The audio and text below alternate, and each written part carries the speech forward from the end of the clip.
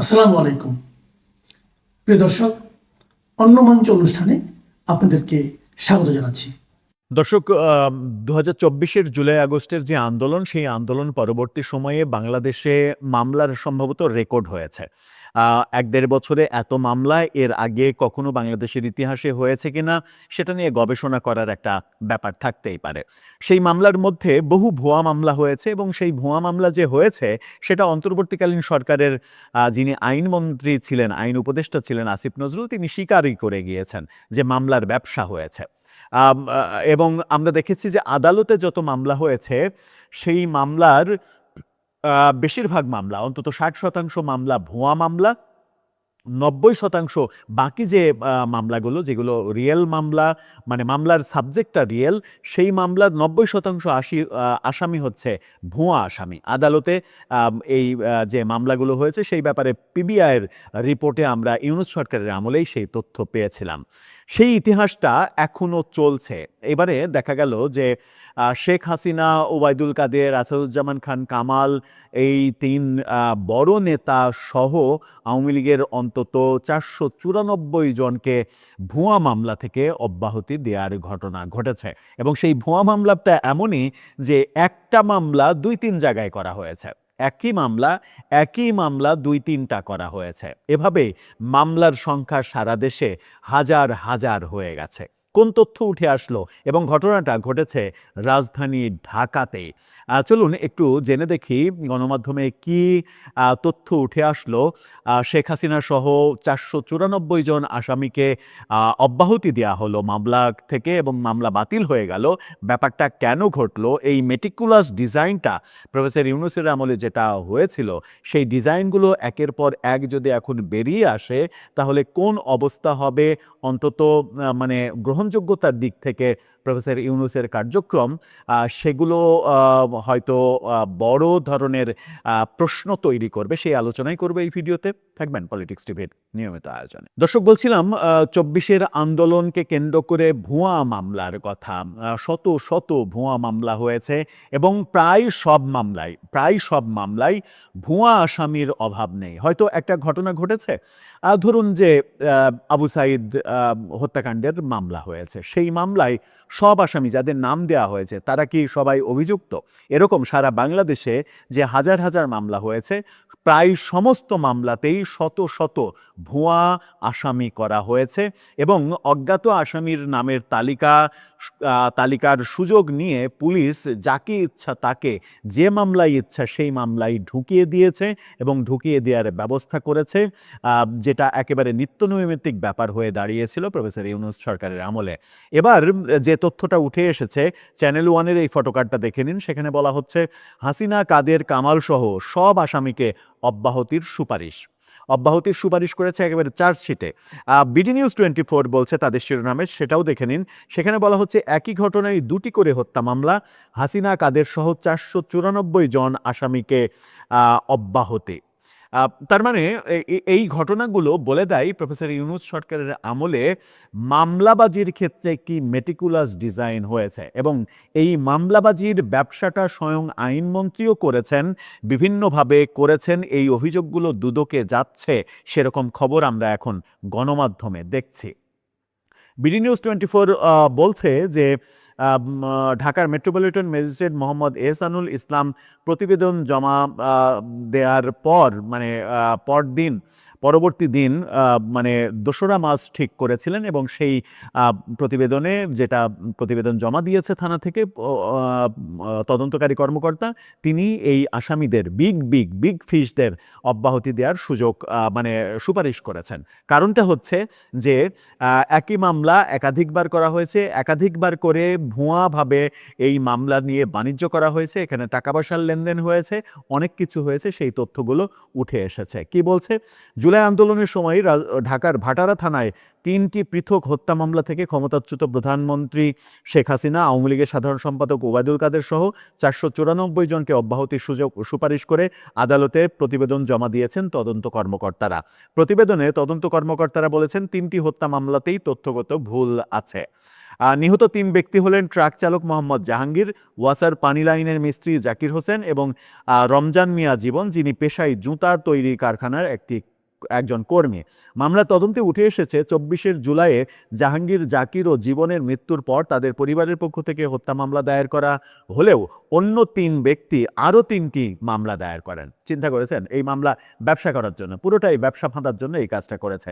পরিবারের বাইরে ওই 3 ব্যক্তির করা মামলায় দেখানো হয়েছে জাহাঙ্গীর জাকির ও জীবনের মৃত্যুর স্থান ভাটারা, মামলা হয়েছে ভাটারা থানায়, অথচ পরিবারের করা মামলা ভিন্ন ভিন্ন কথা বলছে। পরিবারের যে মামলা করা হয়েছে সেই মামলায় এক তথ্য, আর ওই ভিন্ন 3 ব্যক্তি যে মামলা করেছেন সেই মামলায় মৃত্যুর জায়গা পর্যন্ত আলাদা বলা হয়েছে। কতটা ভুয়া হলে ব্যাপারটা এমনটা হয়। জাকিরের মৃত্যুর পর তার মা রোকেয়া ওরফে মিছিলি বেগম মামলা করেন কদমতলী থানায়। মামলায় বলা হয়েছে 2024 সালের 21 জুলাই শনির আখড়া থেকে কদমতলী থানার দক্ষিণ দনিয়া গোয়ালবাড়ি মোড় শাহী মসজিদের সামনে দিয়ে বাসায় যাওয়ার পথে গুলিবিদ্ধ হয়ে মারা যান জাকির।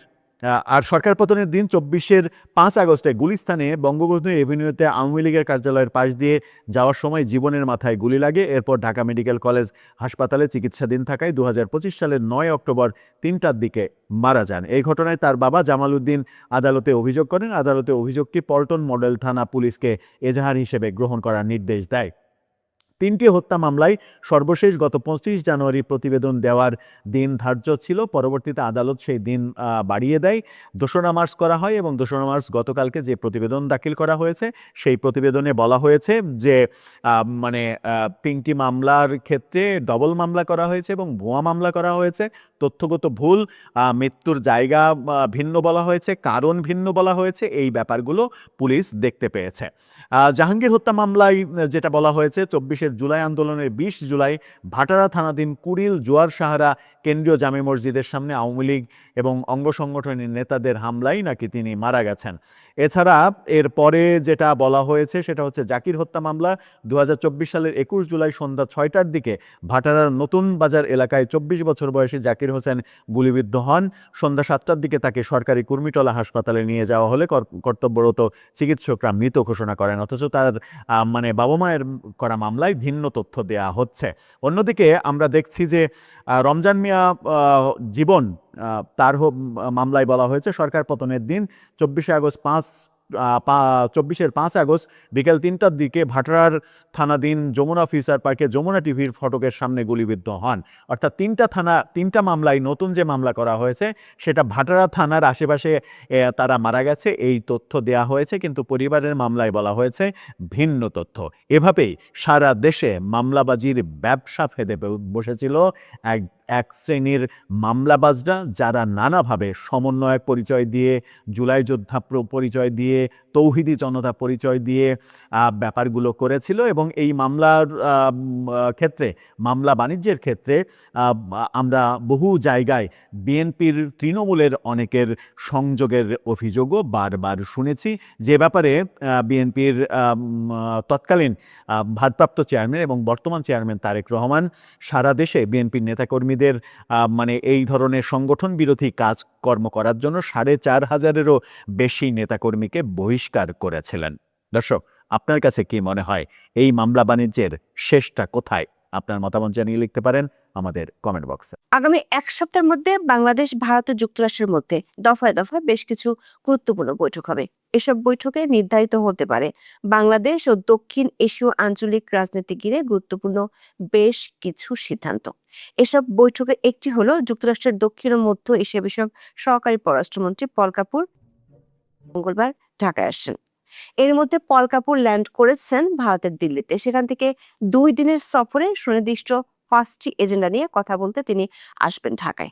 বাণিজ্য চুক্তি ও অস্ত্র চুক্তির বাইরে এই 5টি এজেন্ডার মধ্যে 3টি বিষয় সরাসরি দক্ষিণ এশিয়া এবং ভারতের সাথে সম্পর্ক, বাংলাদেশের অভ্যন্তরীণ রাজনীতির সাথে সম্পর্কিত। সূত্রগুলো বলছে অধ্যাপক ইউনূস বাণিজ্য চুক্তির নামে বাংলাদেশের পায়ে যে আমেরিকান শেকল পরিয়ে দিয়ে গেছেন, সেই শেকলে এবার তালা লাগাতে আসবেন পল কাপুর। সাথে আছে আকসা ও জিসুমিয়া নামে 2টি অস্ত্র চুক্তি, যেগুলো শেখ হাসিনা আমলে বহু চেষ্টা করেও বাংলাদেশকে সই করাতে পারেনি আমেরিকা। এবার তার সুরাহা করার বার্তা দিতে চায় মিস্টার কাপুর। ভারতের সাথে বাংলাদেশের নতুন সরকারের সম্পর্ক আঞ্চলিক নিরাপত্তার জন্য জঙ্গিদের দমন, বাংলাদেশের অভ্যন্তরীণ রাজনীতিতে সব দলের অংশগ্রহণ নিয়ে আলোচনা করবেন পল কাপুর। সরকার, ব্যবসায়ী ও রাজনীতিবিদদের সাথে কমপক্ষে 10টি বৈঠক করার কথা রয়েছে পল কাপুরের। রাজনৈতিক দলগুলোর মধ্যে কার্যক্রম নিষিদ্ধ থাকা আওয়ামী লীগ নেতাদের সাথেও ভার্চুয়ালি তার বৈঠক হওয়ার কথা রয়েছে। পল কাপুর চলে যাওয়ার পর 5 থেকে মধ্যে বাংলাদেশের পররাষ্ট্রমন্ত্রী খলিলুর রহমানের সাথে দ্বিপাক্ষিক বৈঠক হবে ভারতের পররাষ্ট্রমন্ত্রী এস জয়শঙ্করের। এই বৈঠকটি নয়াদিল্লি অথবা লন্ডনে হতে পারে। পল কাপুরের বৈঠকের সূত্র ধরে ভারত ও বাংলাদেশ সম্পর্ক সহ একাধিক বিষয়ে করণীয় ঠিক করতে দুই দেশের পররাষ্ট্রমন্ত্রীর মধ্যে আলোচনা হতে পারে। সূত্রগুলো বলছে এই দুটি গুরুত্বপূর্ণ বৈঠকের পরই বাংলাদেশ, ভারত এবং বাংলাদেশের অভ্যন্তরীণ রাজনীতির বিষয়ে দেখা যেতে পারে বেশ কিছু নাটকীয় পরিবর্তন। বিস্তারিত জানতে চলুন যাওয়া যাক বিশ্লেষণে। তারেক রহমানের ক্যাবিনেটের সবচেয়ে বড় বিষয় হলো খলিলুর রহমান। বিগত অন্তর্বর্তী সরকারের জাতীয় নিরাপত্তা উপদেষ্টা নির্বাচনের পর টেকনোক্রেট কোটায় সরাসরি বিএনপির ক্যাবিনেটে যোগ দেওয়াতে অনেকেই কনফ্লিক্ট অফ ইন্টারেস্ট ইস্যুতে সমালোচনা করেছিলেন। সমালোচনা যাই থাকুক, দায়িত্ব নেওয়ার পর জনাব খলিলুর রহমানকে ব্যস্ত সময় কাটাতে হচ্ছে। নির্বাচনের আগে বিদেশি শক্তিগুলোর সাথে পর্দার আড়ালে হওয়া অনেক সমঝোতা নিয়ে সরকার হয়ে কাজ করতে হচ্ছে নতুন এই পররাষ্ট্রমন্ত্রীকে। নির্বাচনের আগে ঠিক করা ছিল বাংলাদেশে আসবেন যুক্তরাষ্ট্রের দক্ষিণ ও মধ্য এশিয়া বিষয়ক সহকারী পররাষ্ট্রমন্ত্রী পল কাপুর। গত 17 ফেব্রুয়ারি একটি ভিডিওতে আমরা জানিয়েছিলাম মার্চের প্রথম সপ্তাহে তিনি আসছেন বাংলাদেশে। বিএনপি সরকার গঠনের পরপরই গত 23 ফেব্রুয়ারি বাংলাদেশে নিযুক্ত মার্কিন রাষ্ট্রদূত ব্রেন্ট ক্রিস্টেনসন বাংলাদেশের পররাষ্ট্রমন্ত্রী ডক্টর খলিলুর রহমানের সাথে বৈঠক করে বিষয়টি জানিয়েছিলেন। 2রা মার্চ সোমবার ঢাকার মার্কিন দূতাবাসের মুখপাত্র পূর্ণিমা রায়ের পাঠানো এক বিবৃতিতে বলা হয়েছে, যুক্তরাষ্ট্র বাংলাদেশ সম্পর্ক জোরদারে ঢাকায় আসছেন স্টেট ডিপার্টমেন্টের দক্ষিণ ও মধ্য এশিয়া বিষয়ক ব্যুরোর অ্যাসিস্ট্যান্ট সেক্রেটারি এস পল কাপুর। তিনি 3রা মার্চ মঙ্গলবার ঢাকায় পৌঁছাবেন। তিনি মার্কিন পররাষ্ট্র দপ্তরে ডোনাল্ড ব্লুর জায়গায় নিয়োগ পাওয়ার পর এটা তার প্রথম বাংলাদেশ সফর। খসড়া সূচি অনুযায়ী পল কাপুর মঙ্গলবার রাতে দিল্লি থেকে ঢাকায় পৌঁছাবেন। পরদিন অর্থাৎ 4ঠা মার্চ তিনি মার্কিন দূতাবাসের কর্মকর্তাদের সঙ্গে বৈঠক করবেন। দিনের দ্বিতীয় ভাগে তিনি পররাষ্ট্রমন্ত্রী খলিলুর রহমান, স্বরাষ্ট্রমন্ত্রী সালাউদ্দিন আহমেদ, জ্বালানি মন্ত্রী ইকবাল হাসান মাহমুদ টুকু ও বাণিজ্য মন্ত্রী খন্দকার আব্দুল মুকতাদিরের সঙ্গে বৈঠক করবেন। সন্ধ্যায় ব্যবসায়ী প্রতিনিধি দলের সঙ্গে মতবিনিময় করবেন তিনি। এদিন রাতে মার্কিন রাষ্ট্রদূতের দেওয়া নৈশভোজে অংশ নেবেন। সফরের শেষ দিনে অর্থাৎ 5 ফেব্রুয়ারি তিনি রাজনৈতিক দলের নেতাদের সঙ্গে মতবিনিময় করবেন। সূত্রগুলো বলছে পল কাপুর কার্যক্রম নিষিদ্ধ থাকা আওয়ামী লীগের নেতাদের সাথেও বৈঠক করবেন। বৈঠকটিতে অনলাইনে অংশ নিতে পারেন সাবেক প্রধানমন্ত্রী শেখ হাসিনার ছেলে সজীব ওয়াজেদ জয়। এর আগে কমনওয়েলথ মহাসচিবও বাংলাদেশে এসে একইভাবে জয়ের সাথে বৈঠক করেছিলেন। সবশেষে পররাষ্ট্র মন্ত্রণালয়ে আয়োজিত ইফতার অনুষ্ঠানে অংশ নেবেন পল কাপুর। এছাড়া প্রধানমন্ত্রী তারেক রহমানের সঙ্গেও তার সৌজন্য সাক্ষাতের কথা রয়েছে। 6 মার্চ ভোরে পল কাপুরের ঢাকা ছাড়ার কথা। দর্শক, কূটনৈতিক বিশ্লেষকরা মনে করেন বাংলাদেশের জাতীয় সংসদ নির্বাচনের 1 মাস না যেতেই পল কাপুরের ঢাকা সফর তাৎপর্যপূর্ণ। 2024 সালে তৎকালীন আওয়ামী লীগ সরকারের সঙ্গে গণতন্ত্র নির্বাচন নিয়ে মৌলিক মতপার্থক্য থাকার মধ্যে ওয়াশিংটন থেকে ঢাকায় পাঠানো হয়েছিল তখনকার সহকারী পররাষ্ট্রমন্ত্রী ডোনাল্ড ব্লুকে। তিনি 2023 সালের নভেম্বরে বড় রাজনৈতিক দলগুলোকে শর্তহীন সংলাপের আহ্বান জানিয়ে চিঠি দিয়েছিলেন, যা ছিল 2024 সালের 7 জানুয়ারি নির্বাচনের আগের ঘটনা। আর এবার নির্বাচনের পর যে পল কাপুর ঢাকা সফরে আসবে সেটা গত মাসের শুরুতে বাংলাদেশের কর্মকর্তাদের জানিয়ে দেওয়া হয়। বাংলাদেশের জাতীয় সংসদ নির্বাচনের পর যুক্তরাষ্ট্র থেকে পল কাপুরের ঢাকায় আসা হবে দেশটি থেকে জ্যেষ্ঠ কর্মকর্তা পর্যায়ের প্রথম সফর। ফলে আগামী দিনগুলোতে সম্পর্কের পথনকশা কেমন হবে এবং কার কোথায় অগ্রাধিকার তা এই সফরে অনেকটা স্পষ্ট হবে। প্রশ্ন হলো, কোন কোন ইস্যু বাংলাদেশের সামনে তুলে ধরবেন মিস্টার কাপুর? কূটনৈতিক একাধিক সূত্র বলছে মোট 5টি ইস্যু নিয়ে কথা বলবেন তিনি। প্রথম ইস্যুটি হলো বাণিজ্য চুক্তি। পল কাপুরের ঢাকা সফরে অর্থনৈতিক সম্পর্কের প্রেক্ষাপটে বাণিজ্য চুক্তি বিষয়টি যে গুরুত্ব পাবে তা গত সপ্তাহে বাংলাদেশের কর্মকর্তাদের সঙ্গে আলোচনায় জানিয়েছেন যুক্তরাষ্ট্রের কর্মকর্তারা। পল কাপুরের সফর সঙ্গী হিসেবে ঢাকা সফরে থাকবেন মার্কিন পররাষ্ট্র দপ্তরের জ্যেষ্ঠ অর্থনৈতিক উপদেষ্টা লরা অ্যান্ডারসন। ত্রয়োদশ জাতীয় সংসদ নির্বাচনের মাত্র 3 দিন আগে অন্তর্বর্তীকালীন সরকার তড়িঘড়ি করে আমেরিকার সঙ্গে একটি বাণিজ্যিক চুক্তি স্বাক্ষর করেছে। এই চুক্তিকে অন্তর্বর্তী সরকার প্রথমে গোপনীয় ও প্রকাশযোগ্য নয় বললেও স্বাক্ষরের পরের দিন যুক্তরাষ্ট্র সরকার তাদের নিজস্ব ওয়েবসাইটে চুক্তির চূড়ান্ত কপি প্রকাশ করে দেয়। চুক্তিটি দেখে এরই মধ্যে স্তম্ভিত ও হতভম্ব হয়ে গেছেন অধ্যাপক ইউনূসের বলয়ে পরিচিত বাঘা বাঘা অর্থনীতিবিদরা। তাদের মতে এই চুক্তি নতুন সরকার আর বাংলাদেশের জন্য পায়ের শেকল পরানো। চুক্তি অনুযায়ী বাংলাদেশ আমেরিকা থেকে 14টি বোয়িং উড়োজাহাজ কিনবে, 15 বছরের জ্বালানি কিনবে $1500 কোটি। তৈরি পোশাক খাতের কাঁচামাল হিসেবে তুলা কিনবে, বছরে প্রায় $350 কোটি কৃষি পণ্য আমদানি করবে। টাকার অঙ্কে বেশ বড় সড় সমানে এসব সংখ্যা নিয়ে বেশ হইচই হলেও এই চুক্তির সমস্যা মূলত অন্য জায়গায়। আমেরিকার পণ্যের জন্য আমদানি শুল্ক শূন্য করা, যুক্তরাষ্ট্র থেকে বাধ্যতামূলক পণ্য আমদানি করা, যুক্তরাষ্ট্রের জন্য বাংলাদেশের নিরাপত্তা ব্যবস্থা খুলে দেওয়া, তথ্য প্রযুক্তি খাতে অন্য কোনো দেশের সঙ্গে ব্যবসা করতে না পারা, দেশীয় প্রতিষ্ঠানকে ভর্তুকি দেওয়া বন্ধ করা সহ চুক্তির প্রায় প্রতিটি ধারায় যুক্তরাষ্ট্রের স্বার্থকে প্রাধান্য দেওয়া হয়েছে। চুক্তি করার পরপরই মার্কিন আদালত ট্রাম্পের এই শুল্ক আরোপকে অবৈধ ঘোষণা করলে দৃশ্যপট কিছুটা পাল্টে যায়। তা সত্ত্বেও চুক্তি থেকে বের হওয়া বাংলাদেশের জন্য সহজ হবে না। ক্ষমতাধর ইউরোপীয় ইউনিয়ন আমেরিকার সাথে চুক্তি স্থগিত করার পর ট্রাম্প হুমকি দিয়ে রেখেছেন চুক্তি নিয়ে টালবাহানা চলবে না। এমনকি ডোনাল্ড ট্রাম্প 18 ফেব্রুয়ারি তারেক রহমানকে শুভেচ্ছা জানিয়ে যে চিঠি পাঠিয়েছেন সেখানে বলা হয়েছে চুক্তি অনুযায়ী বাণিজ্য করার কথা। তবে বাংলাদেশের নতুন সরকার চুক্তিটি সংসদে আলোচনার জন্য তুলতে চায়। বাংলাদেশের পক্ষ থেকে চুক্তির ভবিষ্যৎ নিয়ে পল কাপুরের সাথে বৈঠকে জানতে চাওয়া হবে। দ্বিতীয় যে বিষয়টি নিয়ে আলোচনা হবে সেটি হলো দুটি অস্ত্র চুক্তি। জেসমিয়া ও আকসা নামের এই দুটি চুক্তি 2013 সাল থেকে আমেরিকা চেষ্টা করে যাচ্ছে করার জন্য। সবশেষ 2023 সালের শেষের দিকে আওয়ামী লীগ সরকার বলে দিয়েছিল তারা নির্বাচনের আগে চুক্তিগুলো করতে চায় না। শেখ হাসিনার পতনের পর অন্তর্বর্তী সরকারের সাথে এই দুটি চুক্তি নিয়ে বেশ এগিয়েছিল মার্কিন প্রশাসন। এর মধ্যে জিসুমিয়া নিয়ে আলোচনা অনেকটা অগ্রসর হয়েছে। গত বছরের নভেম্বরে যুক্তরাষ্ট্রের একটি প্রতিনিধি দল বিষয়টি নিয়ে আলোচনার জন্য ঢাকায় এসেছিল।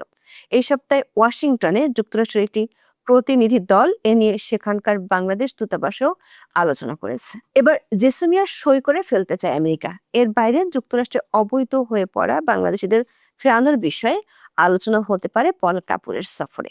যুক্তরাষ্ট্র থেকে এখন পর্যন্ত প্রায় 500 বাংলাদেশিকে ফেরত পাঠানো হয়েছে। ফেরত আসার প্রক্রিয়ায় রয়েছে আরও প্রায় 5,000 বাংলাদেশি। পল কাপুরের সফরের এজেন্ডার আরেকটি গুরুত্বপূর্ণ ইস্যু হলো ভূ রাজনীতি। বলা ভালো, চীনের প্রভাব মুক্ত দক্ষিণ এশীয় ও বাংলাদেশ। বাংলাদেশে আসার আগে পল কাপুর এখন আছেন ভারতে। ভারতে ইউএস এম্বাসির সোশ্যাল মিডিয়া পেজে সেখানকার ছবিও পোস্ট করা হয়েছে। দিল্লির সূত্রগুলো বলছে ভারত হয়ে বাংলাদেশে পল কাপুরের সফরে ভারত ও প্রশান্ত মহাসাগরে যুক্তরাষ্ট্রের স্বার্থ ও আগ্রহের বিষয়টি আলোচনায় আসবে। বিশেষ করে চীনের প্রভাব থেকে বাংলাদেশ বের হয়ে আসার বিষয়টি আবার সামনে আনবে যুক্তরাষ্ট্র। বাংলাদেশ সরকার নীতি নির্ধারক ও এবার সংসদে আছেন এমন দুটি রাজনৈতিক দলের প্রতিনিধিদের সাথে আলোচনায় বাংলাদেশ ও ভারতের সম্পর্কের বিষয়টি পল কাপুর তুলবেন। যুক্তরাষ্ট্র দূতাবাসের এই কর্মকর্তা বলেছেন, দীর্ঘদিনের অংশীদার হিসেবে বাংলাদেশ ভারত ইতিবাচক সম্পর্কের বিষয়ে যুক্তরাষ্ট্রের কোনো বার্তা থাকতে পারে। নির্বাচনের আগে ওই তিনটি রাজনৈতিক দলকে মার্কিন দূতাবাসের পক্ষ থেকে একই বার্তা দেয়া হয়েছিল। ওই কর্মকর্তা বলেছেন, খেয়াল করে দেখবেন বাংলাদেশে হাদি হত্যার পর যেভাবে ভারত বিরোধী প্রচারণা শুরু হয়েছিল, নির্বাচনের আগে ইস্যুটি আর ছিল না। ভারত ইস্যুতে আঞ্চলিক নিরাপত্তা, বিশেষ করে জঙ্গি দমনের বিষয়টি আলোচনায় উঠে আসবে। ইরানের হামলাকে কেন্দ্র করে এরই মধ্যে মার্কিন দূতাবাস সহ ডিপ্লোম্যাটিক জোনের নিরাপত্তা বাড়িয়েছে বাংলাদেশ সরকার। 2 মার্চ বিষয়টি নিয়ে স্বরাষ্ট্রমন্ত্রীর সাথে কথা বলেছেন মার্কিন রাষ্ট্রদূত ব্রেন্ট ক্রিস্টেনসেন। দূতাবাসগুলো অনলাইনে হামলার আশঙ্কাও করছে। 1 মার্চ ভারতীয় হাই কমিশনার প্রণয় ভার্মা দেখা করেন স্বরাষ্ট্রমন্ত্রী সালাউদ্দিন আহমেদের সাথে। সে বৈঠকে তিনি জানান, ভারতের ভিসা আবেদন ওয়েবসাইট বাংলাদেশ থেকে হ্যাক করার চেষ্টা করা হয়েছে। স্বরাষ্ট্রমন্ত্রী তড়িৎ ডিএমপির সাইবার ক্রাইম ইউনিট ও counter terrorism and transnational crime ইউনিটকে নির্দেশনা দেন। পল কাপুরের সফরের সবশেষ এজেন্ডাটি হলো বাংলাদেশের অভ্যন্তরীণ রাজনীতি। সূত্রগুলো বলছে, নির্বাচনের আগে ফেব্রুয়ারির শুরুর দিকে বেশ কিছু বিষয় নিয়ে বিএনপি জামাতের সাথে আলোচনা করেছিলেন মার্কিন রাষ্ট্রদূত ব্রেন ক্রিস্টেনসেন। সেখানে কিছু বিষয় নিয়ে অলিখিত সমঝোতা হয়েছে। তার একটি হলো আওয়ামী লীগ সহ কয়েকটি দলের রাজনীতিতে অংশগ্রহণের সুযোগ দেওয়া। আওয়ামী লীগের নিষেধাজ্ঞার বিষয়টি রাজনৈতিক দল এবং সরকারের শীর্ষ পর্যায়ের সাথে কলকাপুরের আলোচনায় উঠে আসবে। সরকার কোন প্রক্রিয়া এবং কিভাবে আওয়ামী লীগকে রাজনীতিতে ফেরাবে সেটি নিয়ে আলোচনা হবে। তাছাড়া অন্তর্বর্তী সরকারের আমলে গণহারে যাদের গ্রেপ্তার করা হয়েছে তাদেরকে কোন প্রক্রিয়ায় ছাড়া হবে সেটি নিয়েও আলোচনা হতে পারে। মার্কিন দূতাবাসের একটি সূত্র নিশ্চিত করেছে পল কাপুর আওয়ামী লীগের নেতাদের সাথেও বৈঠক করবেন। সে বৈঠকে সজীব ওয়াজেদ জয় ভার্চুয়ালি যোগ দিতে পারেন। একটি সূত্র বলছে আওয়ামী লীগ ইস্যুতে সরকার কিছু কৌশলী হতে চায়। বিরোধী দল বিশেষ করে জামাত ও এনসিপির চাপের কথাটি তারা তুলে ধরবে।